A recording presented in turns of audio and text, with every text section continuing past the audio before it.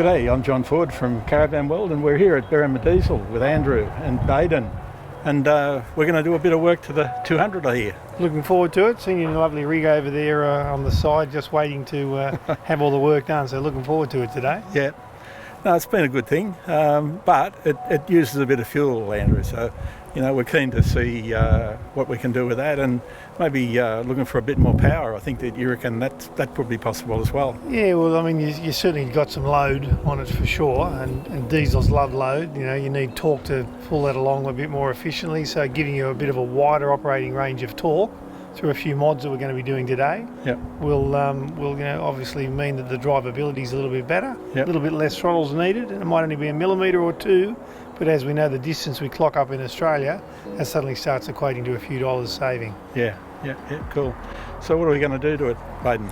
So today we've got it booked in for a couple of things. So starting off with the inlet manifold clean outs, then we'll move on to the oil catch can, fit that, which will then prevent any build up happening from the inlet manifold build up. Then we'll move on to the diesel pre-fuel filter, and then we'll move on to the fans, which will also help with power and heat soak. And then we'll move on to the custom ECU tuning. So we do that on the dyno, do a before and after run, which will give us a printout of how it was standard versus how it is now with the tune. So you're taking it for a run, mate? What do you think? Yeah, look, it definitely goes well. As all 200s, they all go really well, but like everything, just going on some of the little hills that we've got in our road tests there, a little bit lethargic going up. When we do the ECU tuning on this, make all the difference. You'll be a gear or a gear and a half ahead from where you were. And same with the inlet manifold clean. These start blocking up in 50,000 Ks. So within 50,000 Ks, you've gone from say 100% airflow already down to say 80% airflow. So the EGR clean will consist of putting a chemical cleaner through the intake manifold. So pretty much straight after your intercooler is where the EGR system starts on these. Now a lot of people go on the debate about pulling off the inlet manifold versus doing a clean. Look, we do say that a lot of cleaners do not work very well, and using the old can spray will only do so much. But what we're doing is we're putting up high pressure cleaner through it. It will take about 30 to 40 minutes to clean through the manifold. Once it's cleaned through, there might be a skin layer left. You'll go for a road test. If there was any excess left in there, it will literally burn off in the combustion there. Just having a look at the air cleaner there now. Yeah, exactly. So when you pull out the air cleaner, like everything nice and clean, look, there's a common one for these when fitting air cleaners.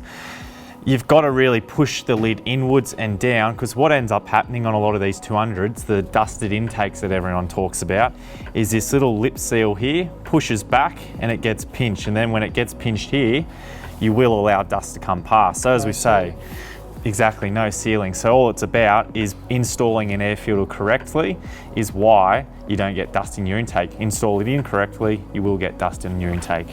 And then you go further into it, a lot of workshops or just people in general forget about this little pre-cleaner. So how this works is you've got a little turbine style intake cyclonic bit in there. That turbulence is the air when it comes in, or your heavy particles, dirt, bugs, leaves, anything like that, falls down into this little pre-cleaner and fills up. Now when this is full, that just means it's not going to be filtering as well. Your air filter's got to work harder now to filtrate, where this is an easy little maintenance thing. Got a little rubber boot, you can pop that off, empty it out, put it back on, in the airbox she goes. So maybe just take us through what the catch can does. Yeah, so the catch can, so pretty much what we do is, as you can see, these 200 series have a really nice bracket system that we can mount in here. Plenty of room, airbox and everything left as is. So what we're actually going to be doing is, coming in this top hose at the end of the fitment, we're going to have the oily fumes and oily vapours coming in. Once it passes through here, that will be going through the filter inside and then coming out the other end as dry air. Now if you erase the EGR system, it would be the perfect swap, but doesn't pass emission standards in Australia, so the best way to go around it legally is putting on an oil catch can. So we pull that moisture out, so all the oil vapours, and then once the oil vapours are out, the carbon and soot passing through has nothing to stick to. So if you keep this drained every 5 to 10,000 kilometres and change the filter every 30 to 40,000 kilometres, you'll have no issues, nice clean intake, no build up with the carbon and soot, so you no longer have to do inlet manifold clean outs. And that's as simple as a catch can is, really. With these catch cans, a very common one is you've got your breathing fumes going back in. The only trouble is you've got the breather fumes going back into one turbo side. So instead of coming straight in the middle, which would then go to 2 turbos, it's going to your passenger side turbo. Now the problem with that is that we're seeing on a lot of vehicles with a bit more mileage on them, as I was speaking before as well, dusted intakes. As soon as you get a dusted intake happening, one side's copping dust only, the other side's copping dust mixed with oily fumes. Now the problem with that is oily fumes and dust becomes a clumpy, gooey mess, and that's going straight to the clean side of the turbo, and therefore that's why these turbos are known for the passenger side turbo failure. So as we say, putting a catch can on is a big benefit, but also installing those air filters correctly is going to stop all those passenger side turbos failing. Next part, we're going to be fitting the diesel fuel pre-filter.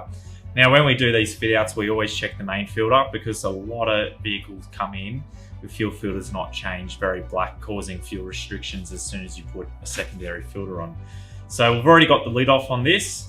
As we say, they're only little Allen key, so you only need to nip them up by hand just tight enough, because you've got this orange O-ring here, which seals out any air or fuel leaks coming in or out. So obviously now the top's off, we can pull this filter up and we can give it a check. Now look, that's not too bad. That's a pretty good fuel filter. It's definitely done its job, nice and black. Now, the only thing I do want to talk about is, yes, this filter is doing its job. Yes, it's doing a good job. Is it doing it to what it should as comparison to a genuine Toyota fuel filter? Probably not. Why is that? Because as you can see on here, there's a lot of glue on the areas where it's meant to be sealing, and same on this side. Alright, so as you can see, we've got both fuel filters out now.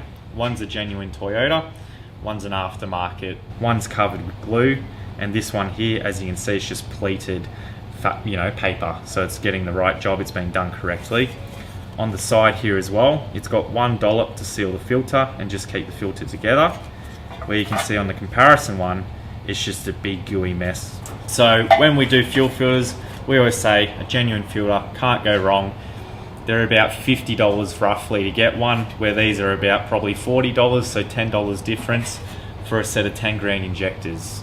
Change these out every 10,000 Ks and it stops you from having issues. A lot of people go 20, 30, 40,000 Ks, or as the manufacturer says, wait for the restriction light to come on. Now that's going to be 20 times worse when the restriction light comes on, so that can allow stuff to go through, and then someone on the other end's going to be smiling when you're up for a new set of injectors and have to pay the price for a $50 filter. So the standard fuel filter does have a water trap in it.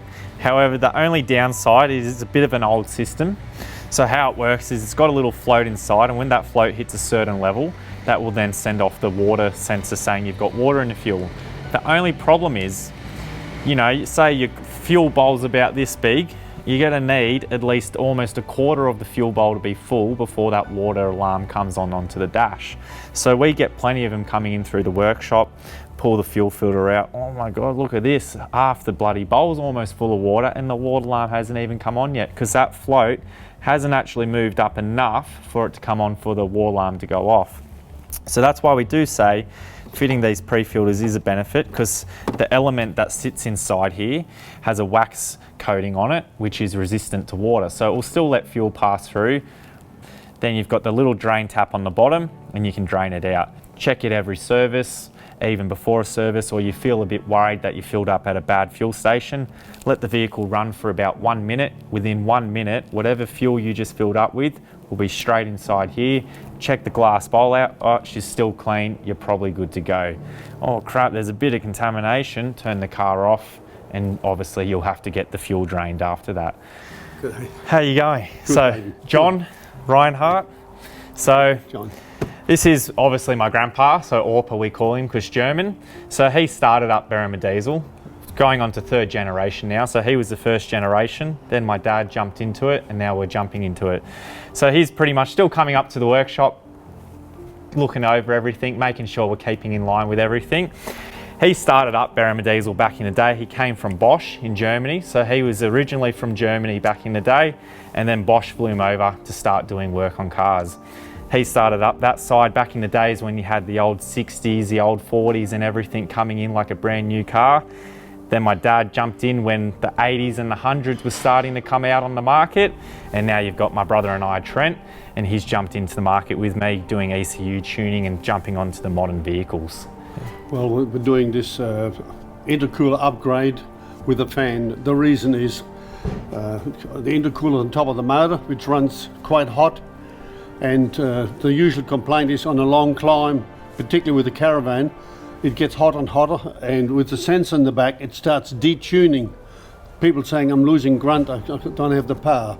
So we're fitting the fan on top, to twin fans, they keep sucking the air, that stops the problem. So we try and fix it up, and it works really well, we know that. So these intercooler fans, we've gone through a few testers and different ones, but we're going with the PWR nowadays. So they're a great intercooler fan, really good Australian made product. So this kit is a plug and play kit. You can literally buy it off our website. We'll ship it off to you, and it's a bolt-in. So all it goes into the factory intercooler fitting points. The wiring will have all the wiring looms there for plug and play, positive, negative, and an ignition, and that's as complicated as they are. We've got the fans all fitted up now. Like I was speaking about before, you've just got your factory hole points where it all mounts up, so nice and simple. Factory engine cover comes off. Yeah, it's very neat. And the fans sit up into the scoop up there, eh? Exactly. So when you close this bonnet, the fans will kind of sit flush with here, and you've got this nice flat section. Say four-wheel driving is probably where these get hot too. So you're towing your Caravan on a dirt road up a big hill, really working hard to get up it. These fans will be working non-stop. So what happens is when you've got a factory car with no bull bar fitted or anything, as we know, your intake points are on the front here, just under this tower. You've got two scoops. Sweet. And as soon as you put a bull bar, a bit of turbulence now. So to avoid any situation, because we all love putting lights on for night driving, we all love the bars to keep it safe for kangaroos or just anything in general. And we love the accessories for looks. So what you do to help and compensate that is fit a pair of fans. What I'm finishing off here for the day, just a little plug and go throttle controller.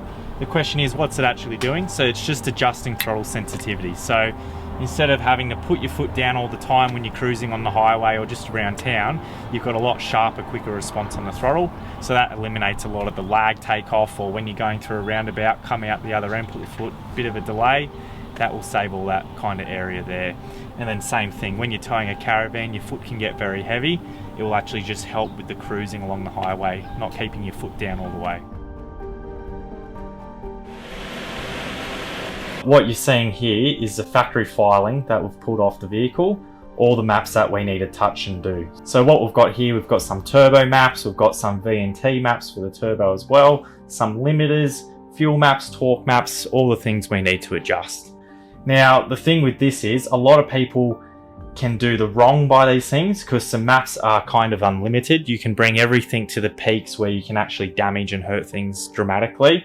And that's why we say to do this properly, you've got to be really knowledgeable, really understand what the mapping's doing, where it's changing things, what RPM and how much injection time you're adding into areas. So when it comes to these mappings, it is really an experience thing to know what to do.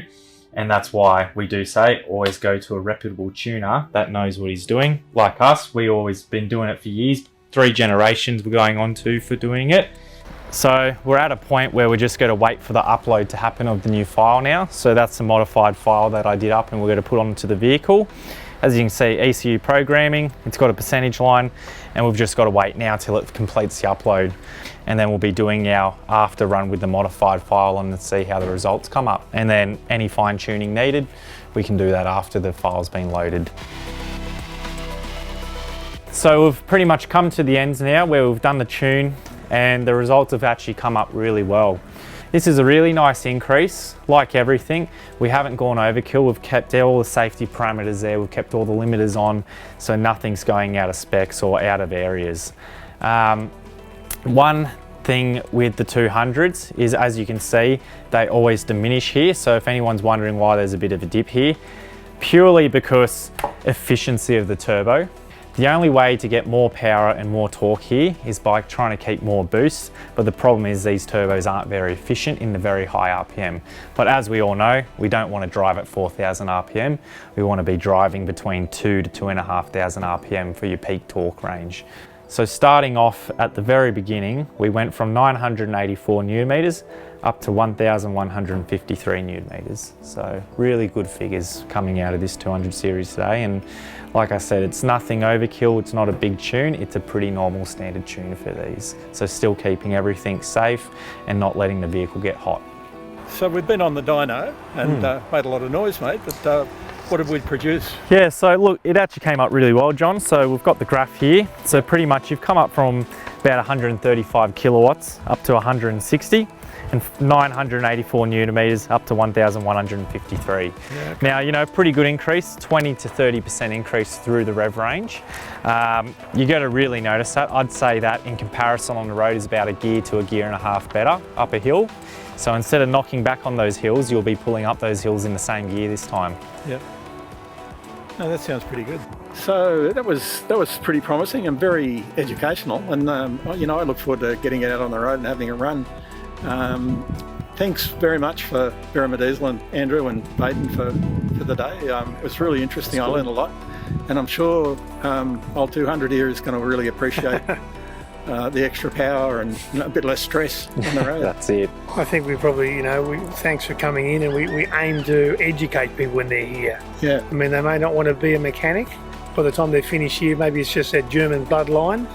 It sort of makes sure people understand, you know, simple things about the catch cam may have been fitted to this and that, just so they know. Yeah. The mechanic they're using may not be aware of it, he might just be a car mechanic or something like that. So I think a little bit of info can go a long way, and with the right info, as you've probably seen today, it makes things a little bit clearer and a little bit more understanding, particularly when you're on a trip. Yeah, no, I'm very confident it's going to work That's good. really well. Yeah, thank you very get much. some more trips done quicker now. Yeah, that's right. Good on you. Good, thanks for coming. Good, thank you. That's us from Caravan World, and thanks for watching.